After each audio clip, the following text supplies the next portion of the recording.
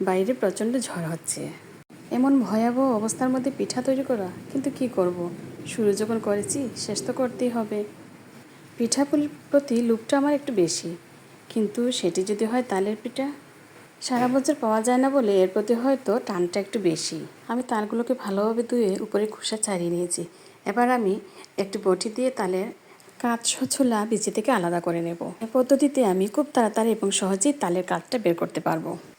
এভাবে সব বিচিগুলো আমি আলাদা করে নিলাম। এবার দেখবেন আমি খুব সহজে এবং তাড়াতাড়ি তালের কাঠটা বের করে নিচ্ছি, কারণ বিচি সহ তালের কাঠটা নিতে হলে হাতে অনেক ব্যথা লাগে এবং সময়ও অনেক বেশি লাগে।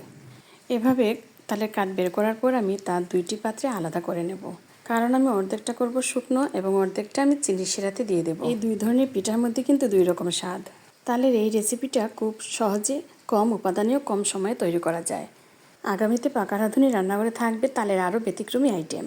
সেজন্য পেজটাতে লাইক, কমেন্ট, শেয়ার ও ফলো দিয়ে রাখবেন। আমি 400 গ্রাম তালকে দুইটি পাত্রে 200 গ্রাম করে আলাদা করে নিয়েছিলাম। তালের শুকনো পিঠার জন্য আমি নিয়েছি 400 গ্রাম ময়দা ও 100 গ্রাম চালের গুঁড়ো, এবং আমি তাতে দিয়ে দেবো 250 গ্রাম চিনি এবং গুলাটি ভালোভাবে মিশিয়ে নেব। এটি শুকনো বলে আমি একসাথে চিনিটা দিয়ে দিলাম। আসলে পরিবারে এক একজনের পছন্দ এক এক রকমের, তাই আমাকে শুকনো তালের পিঠা তৈরি করতে হয়, আবার শিরাতে দিয়েও পিঠা তৈরি করতে হয়। চিনি শিরাতে দেওয়ার জন্য যে কাঠটা আমি আলাদা করে রেখেছিলাম সেটাতে আমি দিয়ে দেবো 400 গ্রামের মতন ময়দা। যেহেতু শিরাতে পড়বে সেজন্য ময়দা একটু বেশি পরিমাণ হলেও তাতে ক্ষতি নেই, কারণ শিরাতে পরে পিঠাগুলো এমনিতেই চুপসে যাবে। তালের এই গুলাতে কিন্তু আমি চিনি ব্যবহার করিনি। এবার আমি চিনির শিরাটা বসিয়ে দিলাম। অন্যদিকে একটি কড়াই বসিয়ে আমি কিছু তেল দিয়ে দিলাম গরম হওয়ার জন্য, আর এইদিকে শিরাটাও হয়ে যাবে। তেল গরম হয়ে গেলে আমি প্রথমে তালের শুকনো পিঠাগুলো ভেজে নেব। পিঠাগুলো লাল লাল হয়ে গেলে আমি তা নামিয়ে ফেলবো।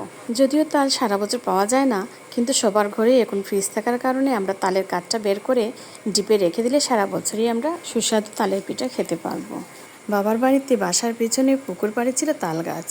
সবাই যখন কাজকর্ম সেরে বিকেলবেলা একটু বিশ্রাম নিতেন, পরিবেশটা অনেক শান্ত থাকতো, তখন শুনতাম হঠাৎ ঝুপ করে পুকুরের মধ্যে একটি তাল পড়েছে। দৌড়ে যেতাম, কিন্তু কোনোদিন একটি তাল হাতে নিয়ে ঘরে আসতে পারিনি, কারণ এই কর্মটি আমার দ্বারা হতো না।